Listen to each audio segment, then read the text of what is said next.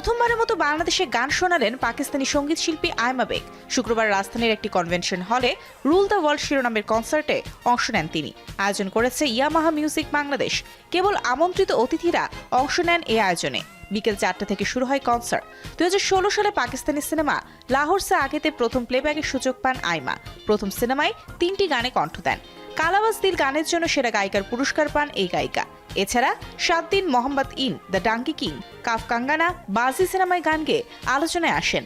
Coke studio পাকিস্তানের 2017, 2018 ও 2019 তিন মৌসুমে গান গেয়েছেন তিনি।